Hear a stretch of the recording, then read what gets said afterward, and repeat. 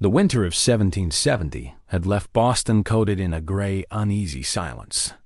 Snow sat heavy on rooftops, muffling the sounds of the streets, but nothing could muffle the tension growing between the colonists and the British Crown beneath the quiet. A storm of rebellion simmered, one that no one could stop, and few fully understood.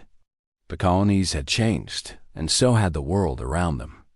And now, with every passing month, the distance between Britain and America grew not just in miles, but in loyalty, trust, and purpose. Whispers of the Boston Massacre still echoed in taverns and drawing rooms. Men lowered their voices when discussing British soldiers. Women tightened their shawls at the mere sight of a red coat walking down King Street. Anger lingered like smoke over a forgotten fire. Though the immediate violence had faded, the memory had not. And it was inside that quiet unease that the next spark of conflict began to burn. Across the Atlantic, British leaders believed the colonies were drifting out of control.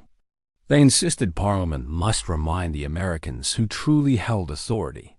So in 1773, when the East India Company teetered on the edge of bankruptcy, Parliament approved something they believed was harmless, perhaps even beneficial. They called it the Tea Act, simple in appearance, devastating in effect. With this new law, the East India Company could sell tea directly to the colonies at a lower price than colonial merchants. The British thought the colonists would be grateful for cheaper tea. Instead, they felt betrayed.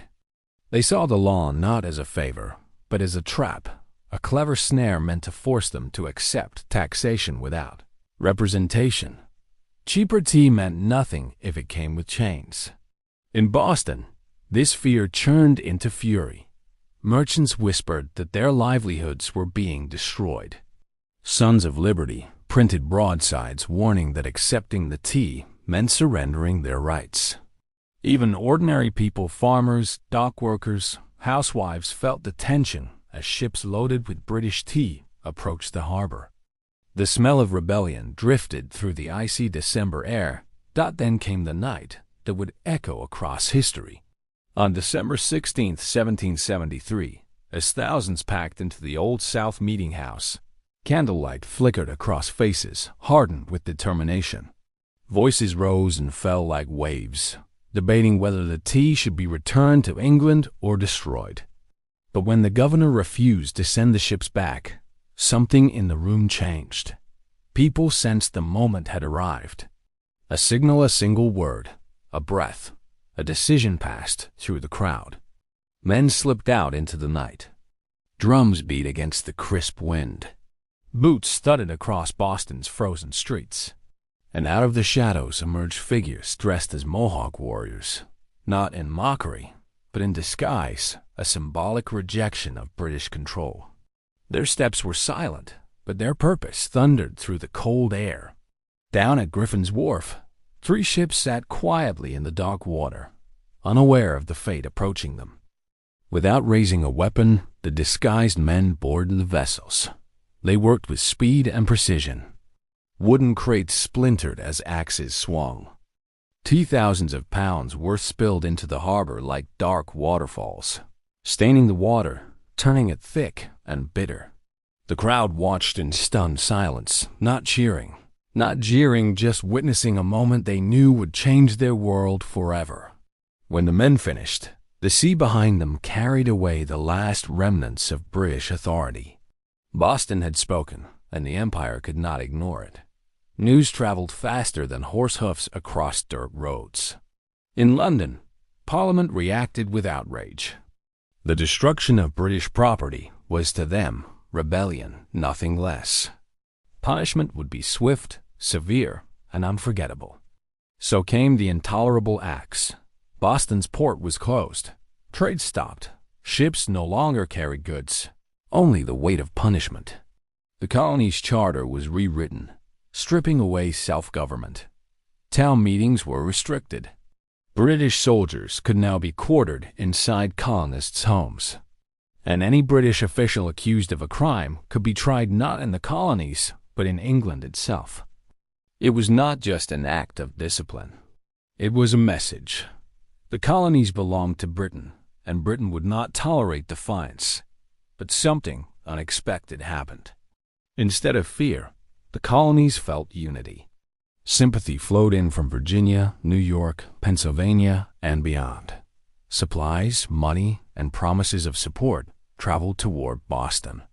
What Parliament hoped would break the colonies instead bound them together. In the summer of 1774, this unity took form in a gathering unlike any before. Delegates from 12 colonies traveled to Philadelphia, men of different backgrounds, accents, and philosophies. Some sought reconciliation. Others whispered of independence. All felt the world tilting towards something irreversible. They met in Carpenter's Hall. The room smelled of wood and ink. Papers rustled as voices rose, arguing, agreeing, passionately defending their visions for America's future. This was the First Continental Congress, a fragile yet powerful moment when the colonies realized they were no longer isolated. They were becoming something greater. They agreed to support Massachusetts. They drafted petitions to the king, still hoping he might listen. And they created something more radical, a unified boycott of British goods. If Britain would not hear their words, perhaps it would feel their absence in its economy. The colonies had discovered their greatest strength, unity. But while Congress debated, another movement grew quietly in fields, barns, and small towns. Men began gathering weapons. Villages stored gunpowder.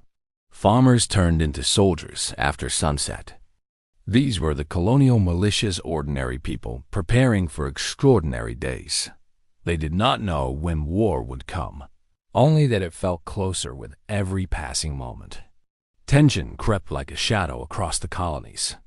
British General Thomas Gage, stationed in Boston, watched with growing alarm. He wrote to London that the colonies were on the edge of rebellion. He urged stronger measures, more soldiers, more control.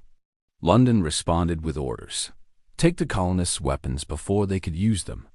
That order set everything into motion. On the night of April 18, 1775, as lanterns glowed faintly inside Boston's homes, British troops marched silently toward the countryside.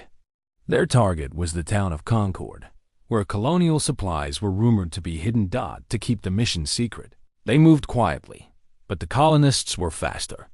As the soldiers slipped out of the city, watchful eyes observed them.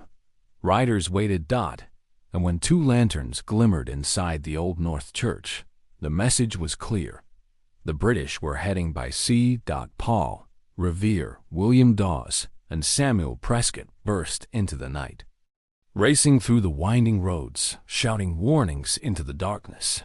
The regulars are coming out. Doors flew open. Bells rang. Musket flints sparked. Farmers left their beds and grabbed their weapons. The entire countryside seemed to awaken at once. Just before sunrise, a small group of colonial militia gathered on Lexington Green. Their numbers barely reached 70, their faces filled with a mixture of fear and determination. On the opposite side of the green, red-coated soldiers formed lines, polished, trained, disciplined. Both sides stood in the cold morning light, breaths hanging in the air. No one knew who would speak first, who would fire first, or how much everything was about to change. Orders were shouted. Hearts pounded. Hands tightened on MUSKTS. Then it happened. A shot cracked through the silence. No one knew who fired it. Some said it came from the edge of the green. Others believed a nervous soldier accidentally pulled his trigger. But once that single spark burst into the air, there was no turning back. Musket smoke rolled across Lexington Green. Colonists scattered. British soldiers advanced. And the American Revolution began with a bang that would echo across the world, a sound historians would later call the shot heard round the world. The chase continued to Concord, where more militia waited, this time in greater numbers. Their courage hardened by the blood spilled at Lexington. Near the North Bridge, they stood firm. When the British fired, the militia fired back. The redcoats retreated, stunned by the colonists' determination. Word spread like wildfire. Militia companies from dozens of towns poured into the roads, surrounding the British on their long march back to Boston. Shots erupted from behind trees, stone walls, and farmhouses. The countryside itself seemed to fight back. By the time the British reached the safety of Boston, the rebellion was no longer a whisper. It was a war. The colonies, once subjects of the crown, once peaceful partners in trade, had crossed a line from which there was no return. Fear had shifted into resolve. Anger had transformed into courage. And the road to revolution, paved with years of tension and defiance, now led toward a future no one could fully imagine. A future shaped by bravery, sacrifice, and an unyielding desire for freedom. The world had changed forever.